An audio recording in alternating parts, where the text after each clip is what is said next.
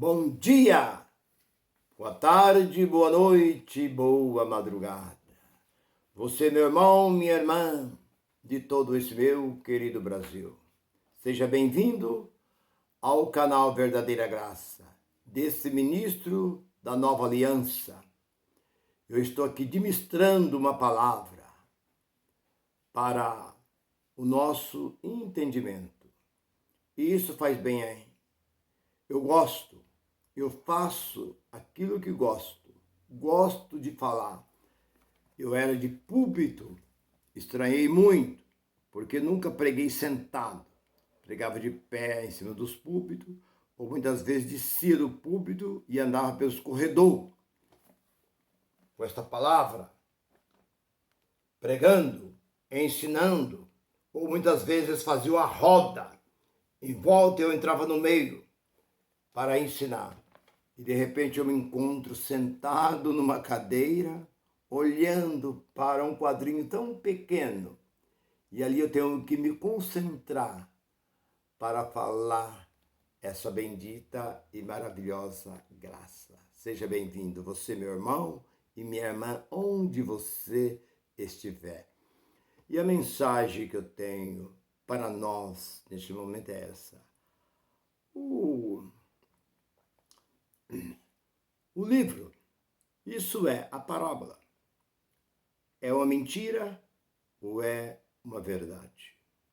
Esse é o tema da mensagem. Porque muitos têm levado isso a sério. As pessoas pegam, sem saber o que significa uma parábola, o que significa uma linguagem de figura, uma ilustração, uma comparação. Há muitas coisas que eram ditas pelos judeus e que é no sentido espiritual, mas o povo pega de uma forma literal, como se aquilo fosse daquela forma. Então, vem comigo, você vai entender o que é uma parábola. É para abrir o entendimento, para que as pessoas passem a entender. E muitas vezes, mesmo o Senhor falando por parábola, muitas vezes não entendia. Então você olha e me acompanha e você vai, no fim, você vai concordar comigo, porque essa parece que já é a terceira vez que eu falo, porque na igreja eles não falam. Ele chega e cita, o que o Senhor falou aqui, ó. O Senhor falou assim, assim, assim, que um filho pediu a parte que cabia e foi embora de casa e tal. E a própria teologia diz que parábola é baseada em fatos reais, em fatos verdadeiros. Não, nós não sabemos, não tá dentro da Bíblia, mas é fato que o Senhor sabe, o Senhor conhece, é coisa que aconteceu milhares de anos. E Jesus trouxe isso é fatos verdadeiros. Não, meu irmão. Isso é apenas para ilustrar, para abrir o entendimento. Então deixa eu começar para você entender. Jesus disse, um semeador saiu a semear. E ele, semeando ali a semente, uma parte da semente caiu na beira do caminho. Veio as aves do céu e comeram aquela semente. Outra parte caiu no meio das pedras e não chegou nem a nascer. E outra semente caiu numa terra, mas uma terra muito seca, uma terra areiosa. Nasceu, cresceu, mas acabou sendo sufocada. Mas outra parte dessa semente caiu em terra boa e produziu e deu muito fruto. Jesus contando essa parábola, o povo ficou sem entender. O semeador saiu a semear. E aconteceu isso, caiu na beira do caminho. Mas como? Os discípulos ficaram sem conhecer. Os discípulos, isso é, os 12 apóstolos. Particular, quando estava só com o Senhor, eles perguntaram, Senhor, nos ensina essa parábola. Mas até vocês Nem vocês não entenderam? Não, Senhor, nós não entendemos essa parábola. Jesus diz, quem é esse semeador que saiu a semear? É um pregador. E que semente é essa? É a palavra. Agora, isso é uma simbologia, porque a palavra de Deus nunca foi semente. Até tem um cântico que diz, a palavra de Deus é semente, vai caindo, caindo, caindo, quando todos pensar que está morta, vai nascendo, brotando e crescendo. Então, eles jogando a semente, uma semente caiu na beira do caminho. E as aves do céu veio e comeu. O que ele quis dizer com isso? Que aquela palavra, aqueles que ouviram a palavra, não deram nem crédito, não deram nem ouvido. Aquele não chegou nem que as aves do céu comeu, nem foi tirada aquela... O que ele quis dizer? Que pregou alguém, chegou e tirou aquela palavra do coração dele, falou, que é isso, para com isso, deixa disso, e tal, vocês ficam atrás disso aí, vocês têm um futuro pela frente, vocês têm outra vida, como é? Então não chegou nem produzir nada, como ele diz, as aves comeram, então alguém foi lá e arrancou do coração deles aquela palavra. A segunda, caiu em pedra e não chegou a nascer, coração duro. A palavra bateu como bate no escudo. O escudo do soldado romano, do soldado grego, a lança, a flecha batia. Era de bronze, não tinha como penetrar. Então a palavra veio daqueles coração e não conseguiu penetrar. Então significa ali que uma parte da semente caiu no meio de pedras, pedregulho, e não chegou a nascer. Outra parte caiu numa terra, mas uma terra seca, areiosa. Significa que aquelas pessoas ouviram a palavra, gostaram da palavra, começaram a dar crédito à palavra, mas logo alguém começou a falar a dificuldade da vida, do dia a dia e tal, a luta, o trabalho, o cansaço, e foi desanimando, acabou. E a outra semente que caiu em terra boa e produziu são aqueles que ouvem a palavra e guardam a palavra. E a palavra faz dentro daquela pessoa uma limpeza, uma lavagem, lava a mente daquela pessoa. Mente lavada é alma limpa, alma lavada. E a pessoa que fazia algo errado deixa de fazer. Então aquela semente caiu em terra boa, produziu e deu muito fruto. E saíram ao encontro de outras pessoas, convidando as pessoas para este lugar. Foi, multiplicou e deu muito fruto. Foi isso para abrir o entendimento. Aí os apóstolos entenderam o significado dessa parábola. Veja a parábola também que nós encontramos ali de uma mulher. O próprio Jesus, ele diz que havia numa cidade um juiz muito severo. E esse juiz era um homem ateu. Ele não acreditava em Deus. Ele não temia Deus e nem temia homem nenhum. Ele era um homem duro. E ele, sendo um homem desta forma, não atendia ninguém.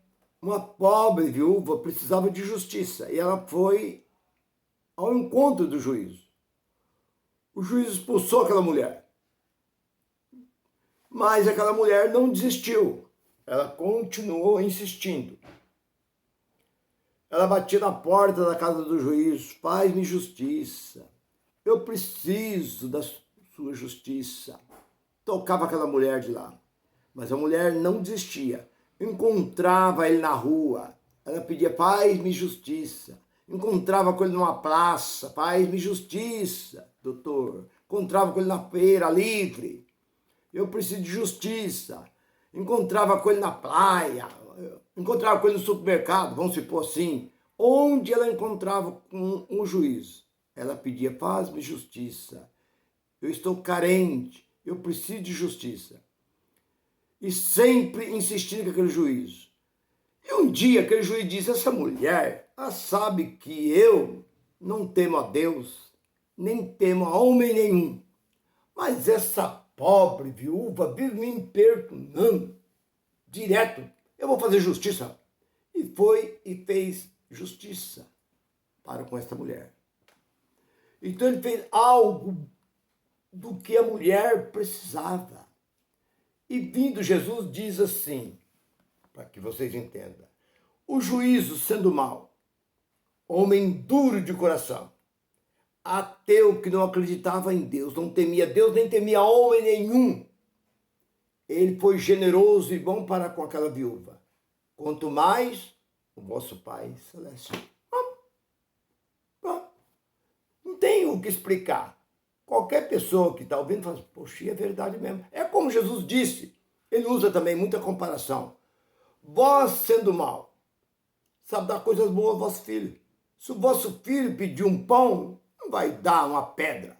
Se o vosso filho pedir um peixe, você não vai dar um escorpião. Vós sendo mal, sabe dar coisas boas ao vosso filho, quanto mais o vosso Pai Celeste. Então, essas são as comparações que Jesus fazia. Outra parábola que você acompanha comigo.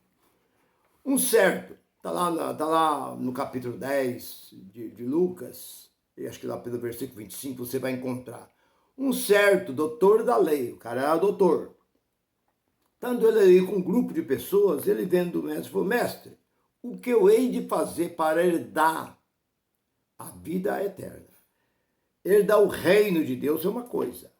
Tem gente que faz uma farofa só. Reino de Deus e vida eterna, para eles é tudo a mesma coisa, não. O que eu devo fazer para herdar a vida eterna? Ele diz, conhece os mandamentos? Conheço. Conhece o que está escrito na lei? Sim, ele era mestre. Vou amar a Deus de todo o teu coração, de toda a tua força, amar a Deus de todo o teu entendimento, de toda a tua fé, e amar também o seu próximo como a ti mesmo. Jesus disse, disseste bem, vai e o faça. Mas ele, querendo ainda se justificar, estava perante algumas pessoas que ali estavam, ele disse, quem é o meu próximo?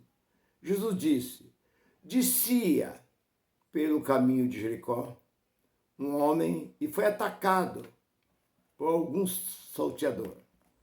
E eles, pegando esse homem, espancaram este homem, roubaram este homem e deixaram esse homem caído. E vindo um sacerdote, o que é um sacerdote? É aquele que intercede pelo povo. Um sacerdote é um pastor. Quando ele viu o homem cair no meio do caminho, ele, bop, como se diz, não está mais aqui, eu não te vi. Ele tinha que se aproximar do homem, porque Jesus não diz que o bom pastor, o que é um bom pastor?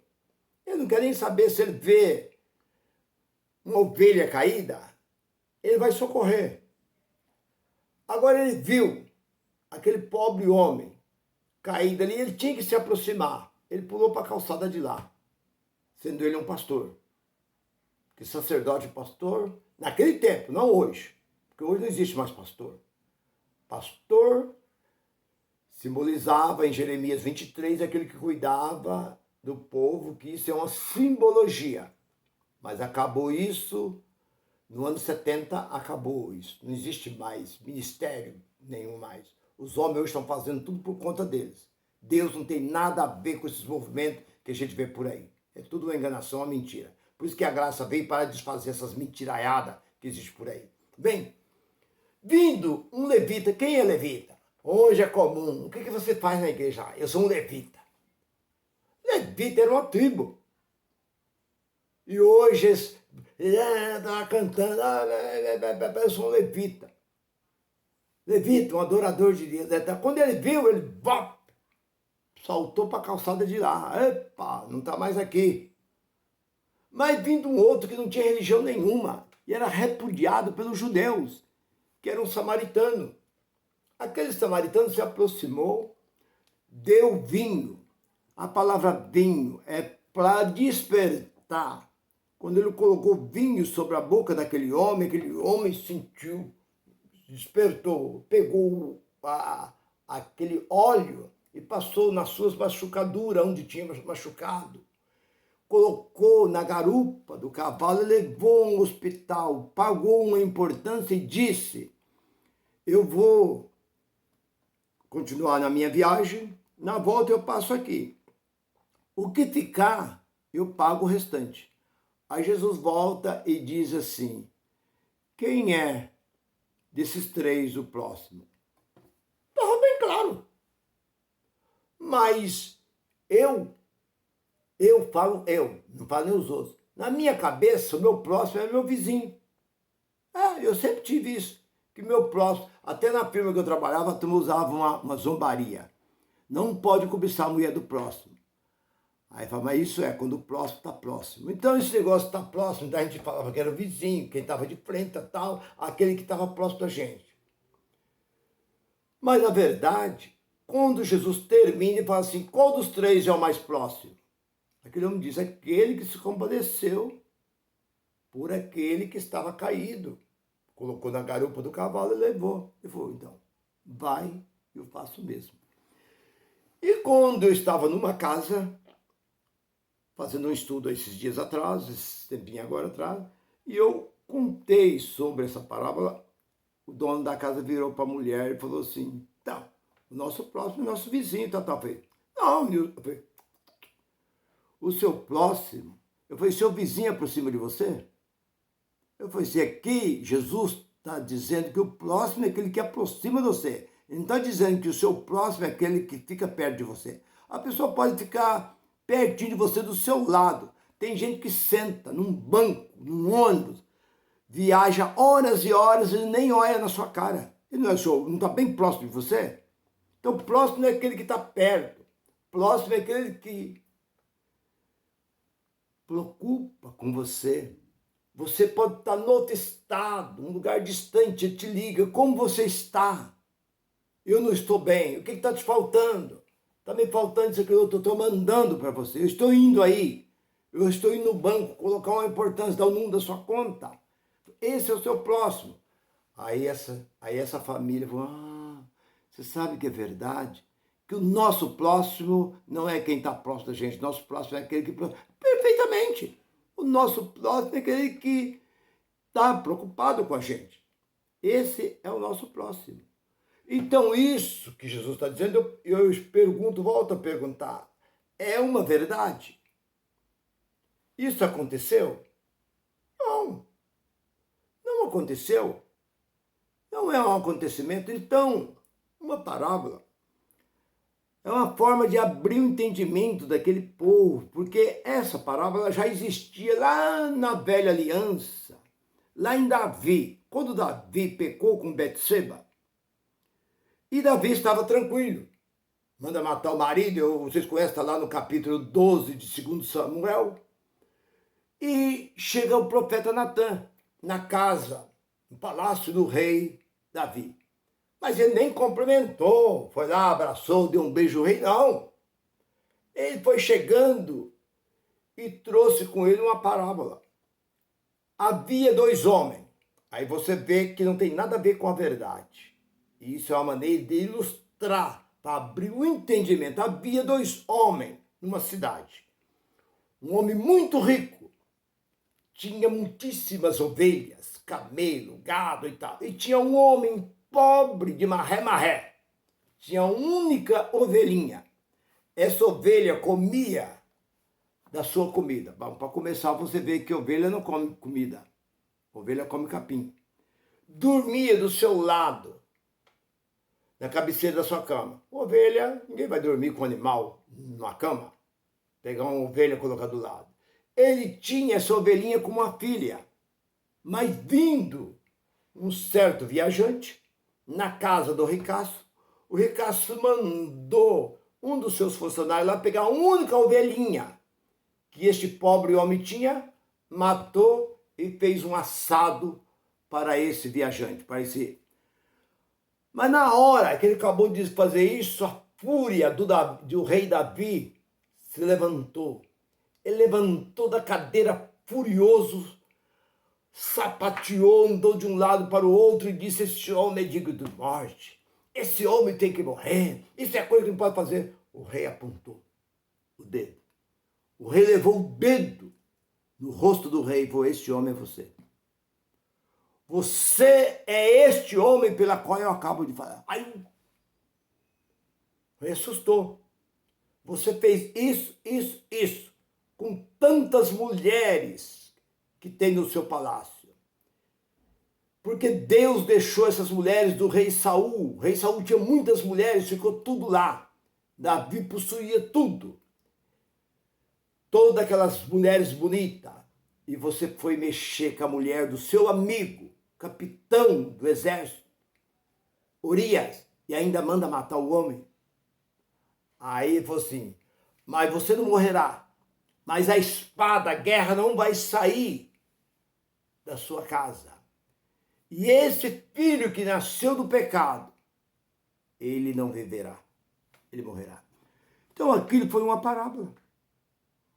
Então essa parábola já existia lá na antiguidade, que os profetas já existiam. Então Jesus veio e trouxe. E hoje nós, pregadores como eu, gosto muito de ilustração, gosto muito de ilustrar a mensagem para abrir o entendimento do povo. Então tem gente que leva a sério. Porque é assim, irmão. Porque tem que ser assim, porque está escrito, porque tudo que está aqui é tudo... Irmão, tudo que está aqui o quê, irmão? Isso daqui é para os judeus, é dos judeus. Nós não temos nada a ver com este livro. Esse livro nós usamos ele para mostrar como Deus trabalhou na vida daquele povo. E Deus, pela sua bendita graça e misericórdia, Ele nos permitiu que nós também provássemos do seu amor e da sua graça, por intermédio do apóstolo Paulo, porque foi o único. Porque Pedro, Tiago, João e os demais apóstolos não saíram de Jerusalém, ficaram ali em volta de Jerusalém, ali, pregando em Israel. E o próprio Jesus disse para os seus apóstolos, lá no capítulo 10, e lá pelo versículo 23, ele diz: vós não vai conseguir percorrer todo Israel, toda a cidade de Israel, até que o Filho do Homem volta para buscar o seu povo. Então você vê que Jesus mandou eles pregar para Israel. Vocês não vão conseguir pregar em toda a cidade de Israel. É um país pequeno. Então você pode ver que a vinda do Senhor está bem próximo, que você não vai conseguir. Se fosse um país como o Brasil, a Indonésia, Estados Unidos, a China, a Índia, um país grande, mas Israel é um país pequenininho. Tem uma população, me parece que de 10, 11 milhões de habitantes. Você não vai conseguir percorrer a cidade de Israel até que o Filho do Homem volte. Então vocês podem ver que os apóstolos não saíram de Israel. Quem saiu e foi para o outro lado foi o apóstolo Paulo. Saulo foi levantado para essa finalidade. Então é isso que você tem que entender, tem que aceitar. Que o único evangelho que hoje eles falam tanto, evangelho eterno é Cristo. Cristo, ele é eterno. Ele não vai morrer mais. Jesus morreu. E acabou o seu ministério. Não existe mais o Jesus Nazareno hoje. O sangue de Jesus tem poder. O sangue de Jesus te repreenda. O sangue de Jesus... E Jesus de Nazaré, o ministério dele foi pequeno. Foi curto o ministério dele. Pelo que se diz aí os teólogos, aí, os estudiosos aí, 3 anos, o mundo chegou a 3 anos e meio. Ele começou aos 30 anos de idade, aos 33 anos e meio, 3 anos e 4, 5 meses, aí o seu ministério terminou. Mas Cristo, ele é eterno. Por isso, quando se fala evangelho eterno, graça, procedeu de quem? De Cristo. Porque no início ali ele diz, porque a lei veio por Moisés, mas a graça veio por Jesus. E é o próprio livro do Apocalipse, capítulo 22, e o último versículo diz que a graça de nosso Senhor Jesus Cristo seja com todos vós. Então a graça, ela é eterna. Então não fica aí preocupado com a eterna, porque agora eu não sou mais da graça, agora eu estou no evangelho da eterno. Não, o que é eterno? Eterno é Cristo. E o que a graça é? A graça é eterna. Pronto, acabou. Aí fica medindo, então eu continuo dizendo, meu irmão, que a graça de Cristo continua reinando sobre a vossa vida. Se você gostou, curte, divulga, e sou muito grato por você. Graça e paz para todos. Bye, bye.